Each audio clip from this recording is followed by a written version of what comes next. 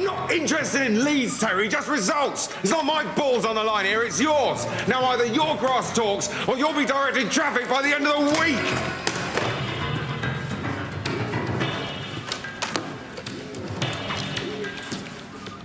Sorry, Terry, I just realised I was incredibly rude to you just then. I'm really sorry. Must be the stress or something, but, you know, that's no excuse. I know you're doing your best, mate. Just ignore me. Yeah. Cheers. Bye. What do I have to do to get a coffee round here?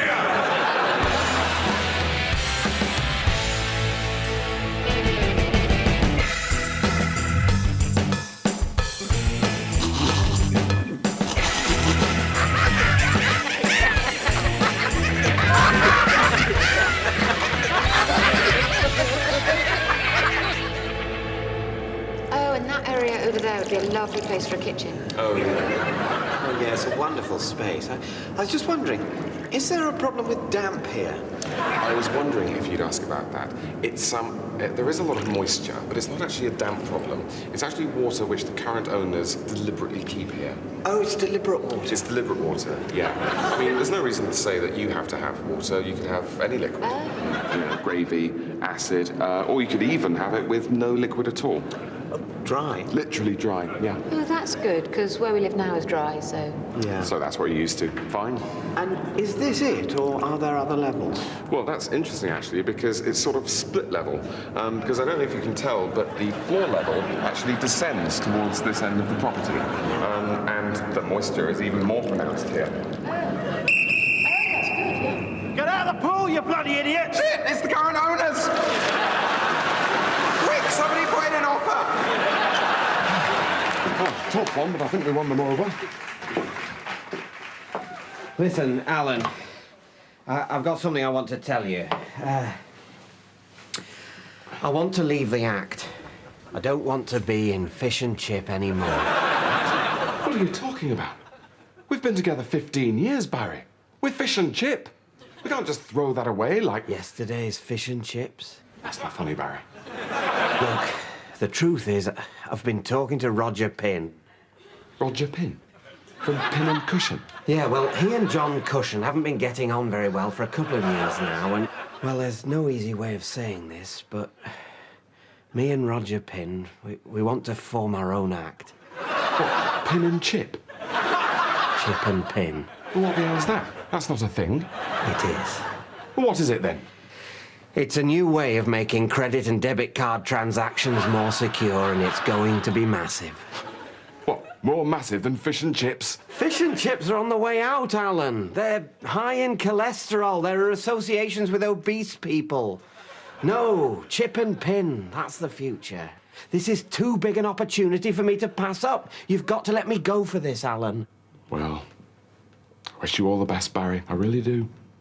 But I must say, I think you're making a mistake.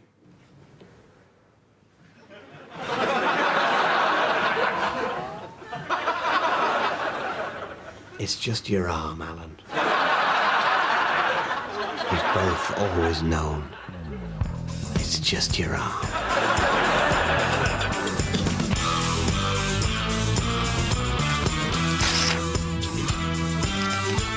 Well, done it, Roger. How do you take it? As well as could be expected. Yours? First time I've ever seen John Cushion cry. I just hope we're doing the right thing. I know we are. This is our big chance. It's time for Chip and Pin. Little did we know that that was the beginning of an amazingly successful double act. Ladies and gentlemen, Fish and Cushion!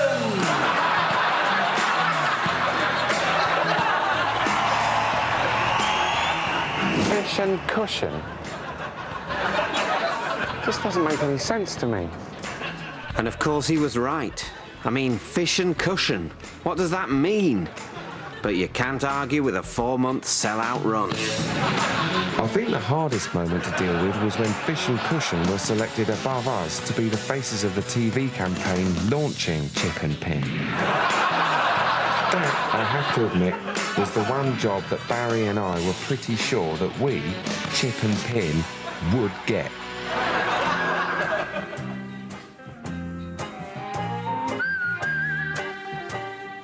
Life's tough without Chip and Pin, isn't it? It sure is. Don't worry, lads. Chip and Pin is coming this February.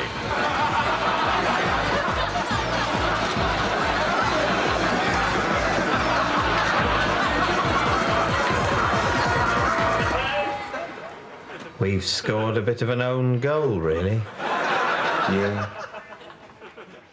Can you find it in your heart to blame them? Not really. Give it another 10 years, and we'll buy a gun. I think it's great the way churches have become more inclusive and open-minded these days. Yeah, I'm sure. I just don't think I'm really religious. Oh, they're happy just to talk about stuff, and it's a great place to make friends.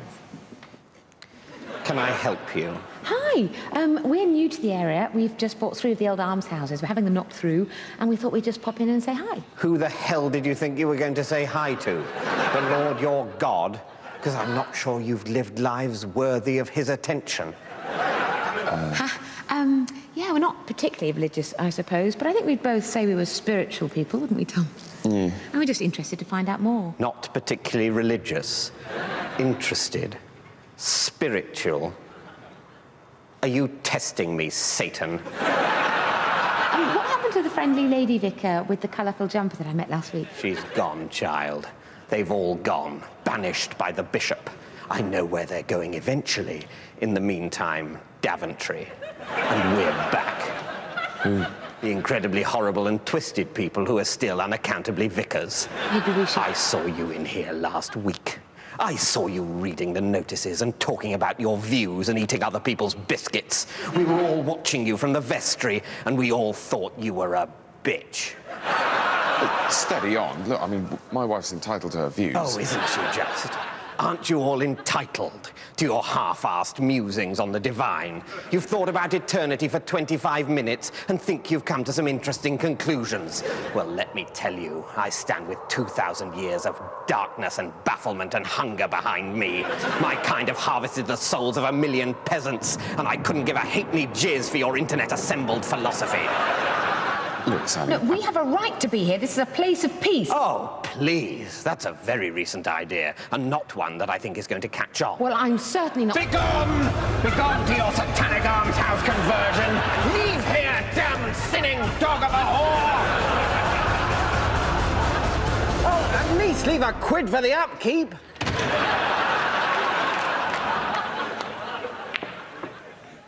Go on, pour us one. They're breaking off. I think I might have overdone it with the yeast. Cheers.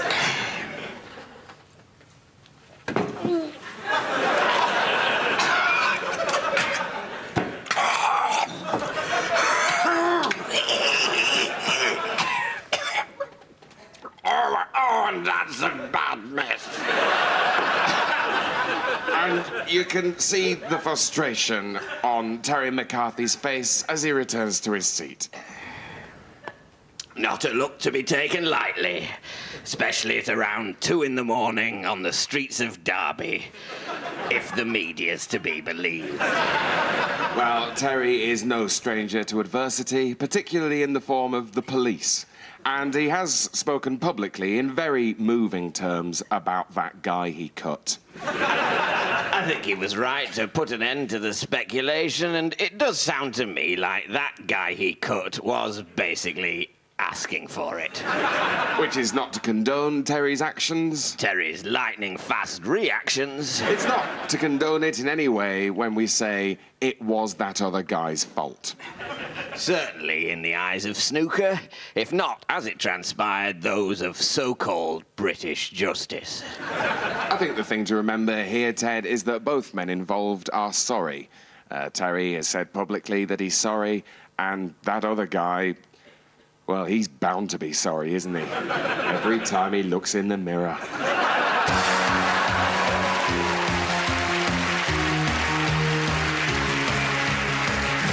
Hello, and welcome to Number Wang. And today is a very exciting edition of Number Wang because it's our 9,341st program.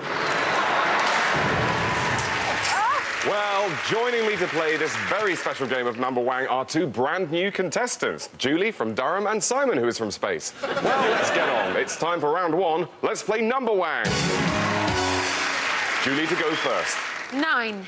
14. That's Number Wang. And before we move on to round two, a quick word from Giles Brandreth, who's with us all week in Number Corner. So, Giles, any funny number stories for us? Yes. Once I ate 18 cakes. More from Giles later. And Giles' story is particularly apt for our next round. It's time for Number Scoff. In front of you are 2 plates of edible numbers, and Julie, as the winner of the last round, you go last. So it's Simon to play first. 6. That's Number Wang, scoff a number. Julie? 17. That's Number Wang. So this 7.7. That's Number Wang. That's Number Wang, tuck in. Oh, belch wang for Simon, which means double number points. And at the end of that round, neither of you have eaten a number 4, so bad luck.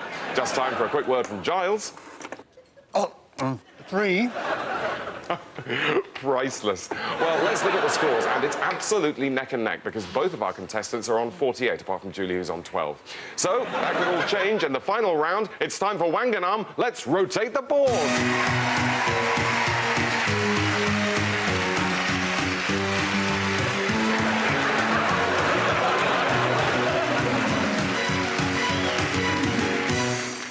Let's play Wanganum. Simon?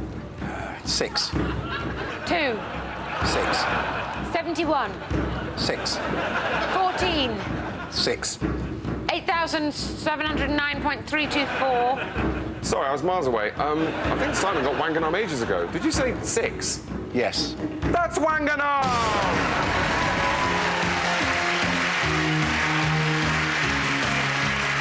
Julie, you have been Wanganum, but Simon, thou art Lord Simon of Number Wang. That's all from Number Wang today. Just time for a last word from Giles. Number wank. It's Number Wang. Fuck. Oh, priceless. Well, until next time, from all of us here, good Number Wang. Number wang. So get your bloody act together or your history. Get out. Hello, Alan. How do you know my name? I've seen them picking on you. It's not fair, but all that's about to change. I've got something very special for you. Oh, really? Point this at someone and blow into it, and it will reveal an embarrassing truth, a truth they will be unable to deny. What the hell are you still doing here? Get back to your desk. I wet the bed until I was 12, until I was 12, until I was 12. I wet the bed until I was 12. I had wet legs in the morning.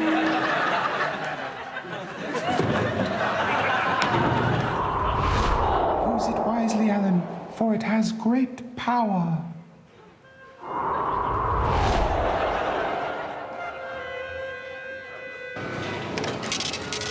Excuse me, I was here first. I don't think so.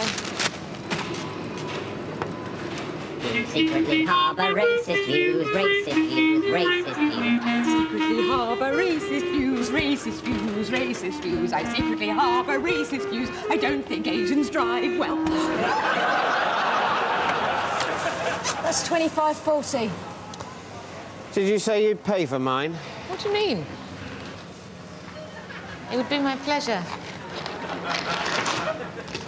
20, 2, 4. So that's a full 20%. And a company car. Fine. I'll sort that out.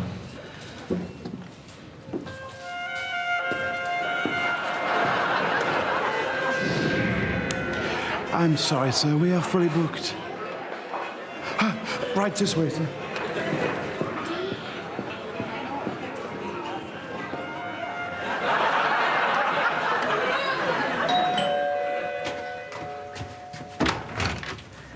I warned you.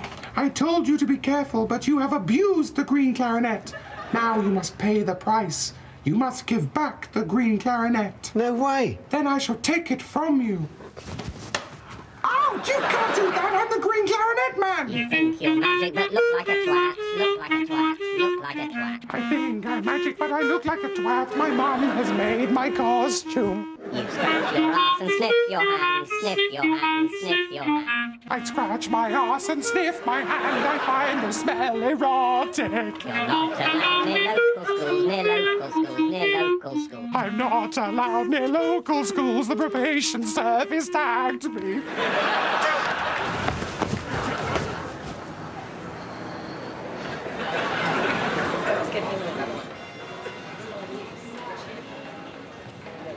Today I think I'll have a free meal.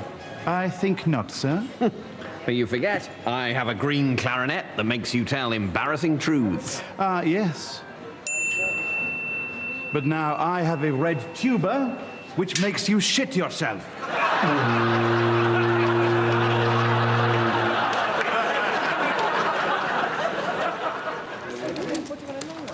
Thank you so much for the invitation to appear in your calendar. But sadly, Rob and I will be, what should I put next? Whatever. Look, do you want to type for a bit? What? I can't type, you know that. Look, I'm very tired. You type. Right. Rob and I will be unable to take part in the photo Whoa, shoot. whoa, whoa, whoa, whoa, whoa, whoa, whoa. Rob. What? I'm quicker with my own name. What comes next? Oh, space. Then, come on, all this will take forever. You can do it faster than that. No, I can't, David. I can't. Oh, pick on the non-swimmer, shoot the wounded. I'm typing as fast as I possibly can. Rob and I will be unable... And A space N space D space Shift I. What? Why are you doing spaces between the letters? Oh, I'll have to go back. Delete, delete, delete. Whee! Oh, I've gone too far. David, careful! I nearly dropped your computer then, mate. I think you better have it back. I'll pop back when you've retyped the beginning bit. Sadly, I will be unable to appear in your calendar, but Rob, an inveterate nudist, is very keen to take part. His suggested pose is on all fours like a donkey whilst being ridden by Alistair McGowan.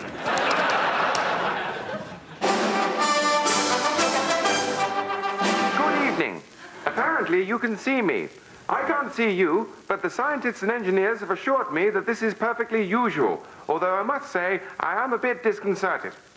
This is the first of what we hope to be weekly television broadcasts from us here in London to all 5 of you with television sets.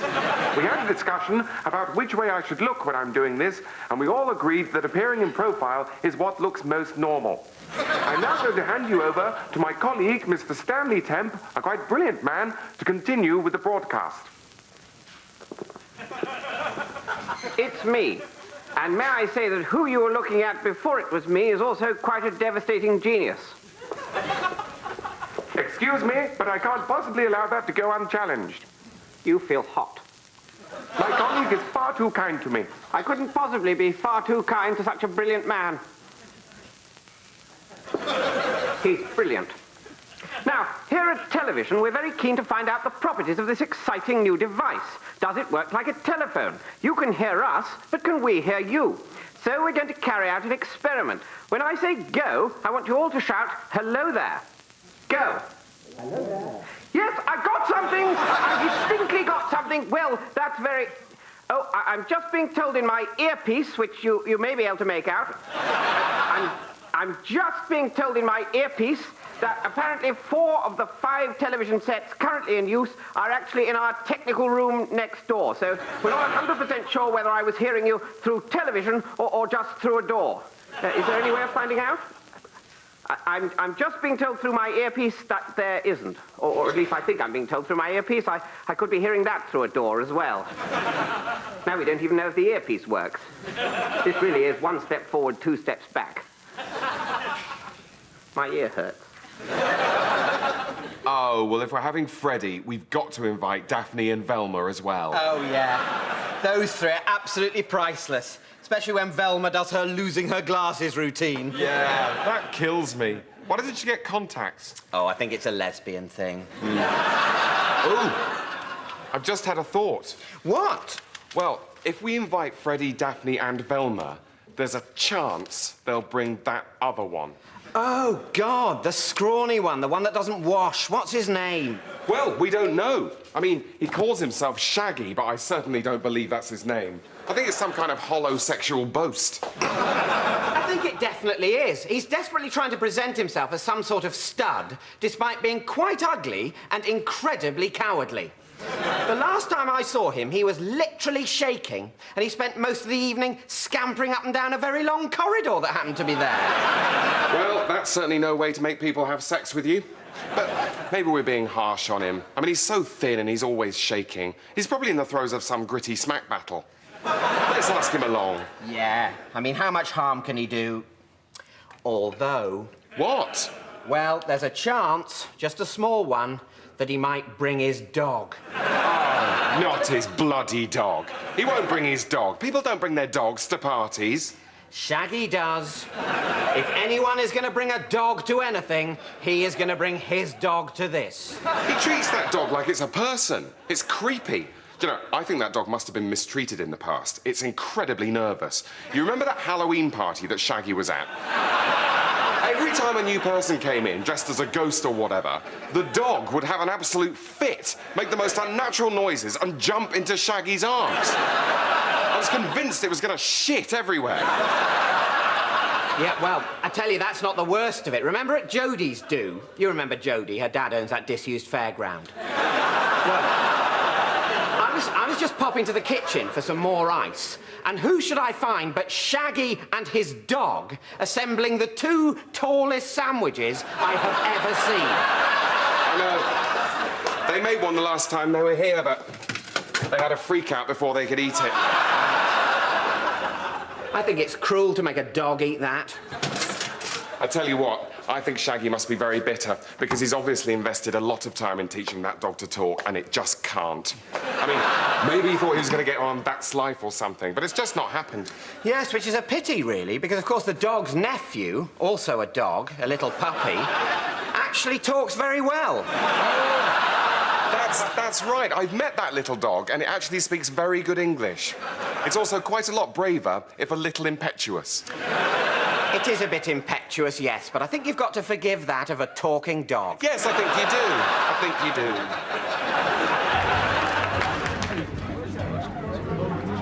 Sorry, is this seat free? No. It's not? No. Right, OK. Who's sitting here then? No one. Oh, it's free? Yeah, it's free. Oh, sorry, I thought you said it was taken. Oh, sorry, I thought you were asking if it was taken, so I said no. Right. What the hell are you doing? I'm joking. OK. Bloody hell, that was tough to watch. I think we've all been there, but it could have been so much worse. Sorry, is this seat taken? No, I'm afraid not. Thanks. No! That's our chair! That's our chair! That's for my friend Wendy! She's got cystitis! Ouch!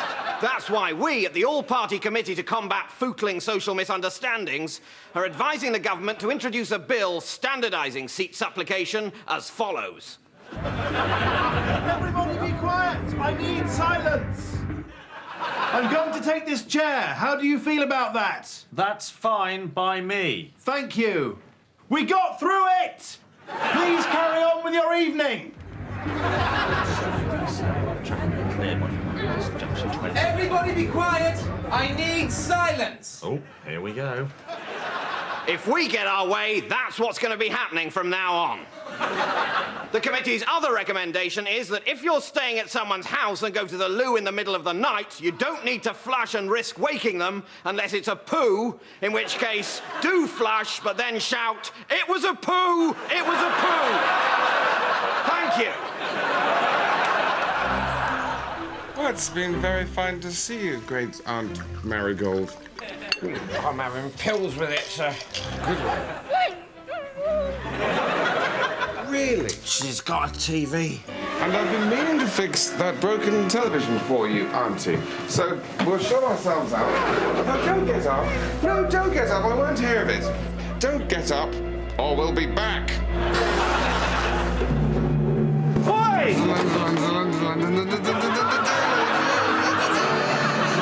In a city gripped by fear and greed, on streets greased with blood and tears, who is left to look out for the little guy and see if he's got any money on him? Yes, it's the surprising adventures of me, Sir Digby Chicken Caesar. Completely lifelike. Is that the point? The story so far, I've successfully couriered the top-secret machinery back to its rightful owners at the heart of government. You must dine at my club sometime. But now my thoughts inevitably turn to my trusty companion Ginger, who is not so lucky at the hands of our pursuers. I'm pissing blood again. You still lost the bloody telly, didn't you? I've got the remote. We can melt the batteries down and drink it. Excellent. We can borrow a Bunsen from my old school. Oh, no, sir. Let's not get electronically tagged again. Nonsense. Having infiltrated my old school, how will my nemesis strike next? Hoovering up all the gutter change with so-called street sweepers? More of that sort of bench that you can't lie flat on? Find out next week in The Surprising Adventures of Sir Digby Chicken Caesar. I think we got the makings of crystal meth here, sir. It's going to be an Easter weekend to remember. I can barely taste it now.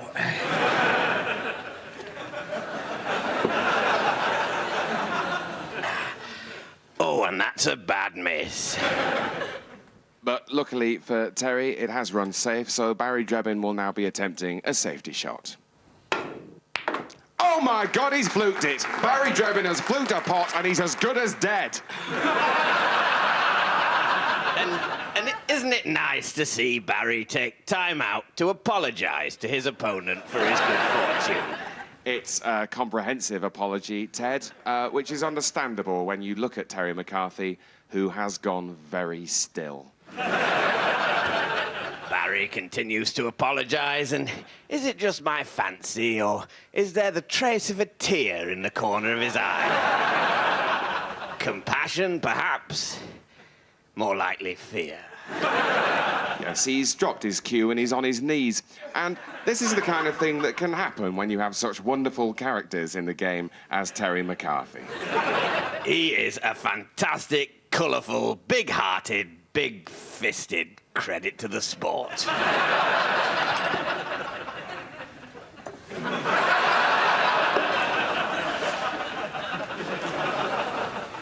Do you think there's too much wordy stuff? What, in the show? Yeah. No, don't worry, that'll all get cut. Really? Yeah, I mean, it feels wordy to us, but when people watch, all they're going to remember is this bit coming up, the big chicken finale. Yeah, that's what people like, isn't it? Dancing around, clucking, big polystyrene eggs, jokes about Edwina Curry. You're spot on, mate. Yep, this is it, coming up right now. This is the BAFTA. Yeah. Although, you don't think people might... that we might have to cut it because of bird flu? What? Well, you know, people might associate chickens with the threatened bird flu epidemic, because apparently you can catch that off chickens. Oh, God. And I think a young Turkish child actually died the other day, which is very sad. Oh, for fuck's sake! Fucking hell! Why do these fucking things always happen to us?